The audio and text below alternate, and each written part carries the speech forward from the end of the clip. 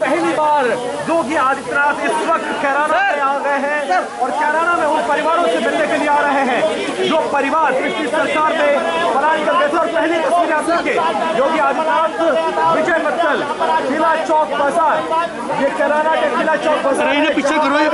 योगी आदित्यनाथ मिल रहा है, उनके साथ बीजेपी के प्रदेश अध्यक्ष स्वतंत्र सिंह भी इस वक्त मौजूद है। उनकी गाड़ी की तस्वीरें देख रहे हैं और सीधे योगी आदित्यनाथ अब परिवार से मिलने के लिए उस घर में चले गए हैं जो पिछली सरकार में पलायन कर गया था।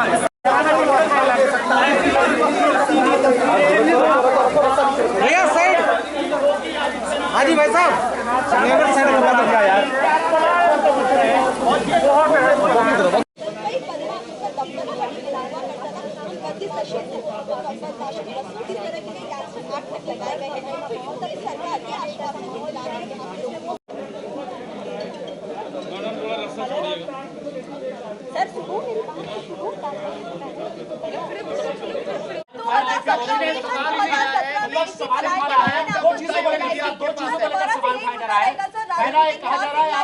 विशेष की राजनीति कर रहे हैं, दूसरा आपके आने की टाइमिंग को लेकर कि तब चुनाव थे तब आप आए थे और अब चुनाव है इसलिए दोबारा आए हैं सर। क्या राजनीतिक मुद्दा है सर? देखिए, राजनीतिक मुद्दा है सर। अब ये चुनाव नहीं है, चुनाव में कुछ समय है।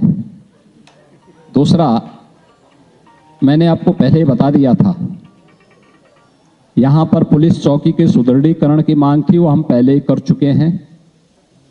पीएसी की नई बटालियन के स्थापना के लिए आज मैं यहां पर आया हूं।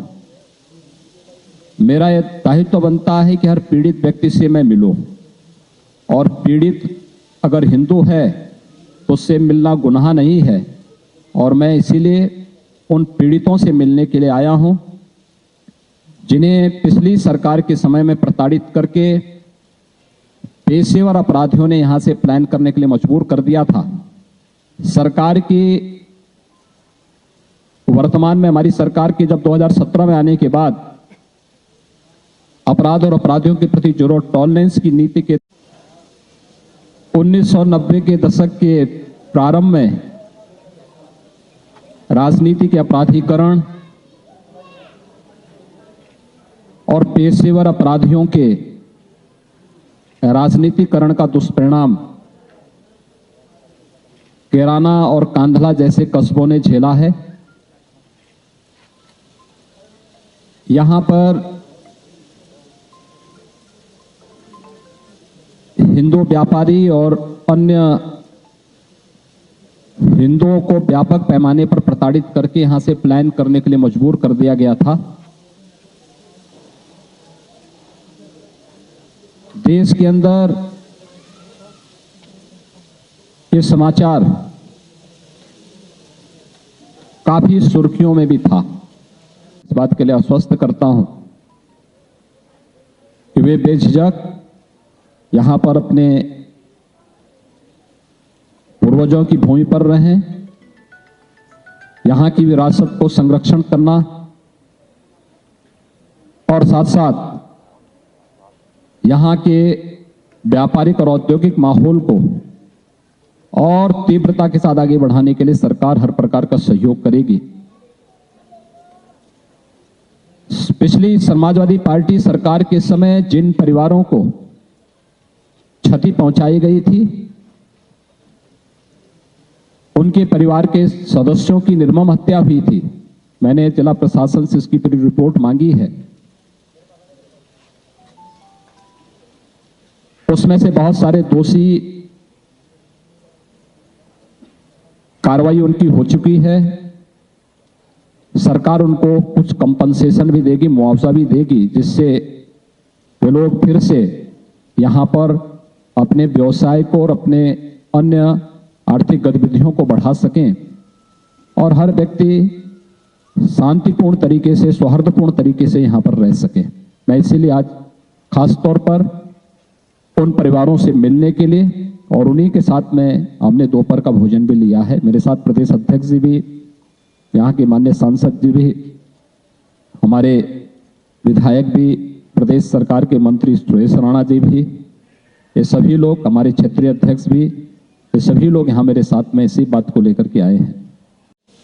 2017 के बाद अपराध और अपराधियों के प्रति जीरो टॉलरेंस की नीति के तहत सरकार ने जो कार्रवाई की थी, उसके परिणाम स्वरूप इस कस्बे में शांति आई। बहुत सारे परिवार वापस आए हैं। 2017 में जब मैं यहां आया था, तब यहां के लोगों ने मांग की थी कि सुरक्षा की दृष्टि से यहां की चौकी के सुदृढ़ीकरण और यहां पर पीएसी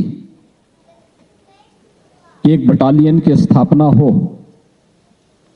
चौकी के सुदृढ़ीकरण की कार्रवाई पहले ही हो चुकी थी और यहां पर पीएसी की एक बटालियन की स्थापना की कार्रवाई के लिए आज मैं स्वयं यहां पर आया हूं और कुछ उन परिवारों के साथ भी मैंने संवाद किया है जो पिछली सरकारों के राजनीतिक अपराधीकरण के शिकार हुए थे। उसमें से ज्यादातर परिवार वापस आ चुके हैं। उनमें एक विश्वास जगा है और हमारी सरकार ने इस बात के लिए यहां के हर एक परिवार को आश्वस्त किया है कि सरकार अपराध और अपराधियों के प्रति जिस जीरो टॉलरेंस की नीति के तहत कार्य कर रही थी, वह हमारी रणनीति निरंतर आगे भी चलेगी। और यही आश्वासन देने के लिए आज मैं स्वयं इस कैराना कस्बे में भी आया हूं। बच्चों के अंदर, महिलाओं के अंदर एक विश्वास देखने को मिला है और ये विश्वास अवश्य रंग लाएगा, क्योंकि अब एक कैराना कस्बा आपराधिक गतिविधियों का नहीं बल्कि विकास की प्रक्रिया के साथ तेजी के साथ आगे बढ़ा है। इस खबर को अगर आप फेसबुक पर देख रहे हैं तो हमारे फेसबुक पेज को लाइक और फॉलो जरूर कीजिए और अगर आप यूट्यूब पर देख रहे हैं तो हमारे चैनल को यूट्यूब पर जाकर अभी सब्सक्राइब कीजिए।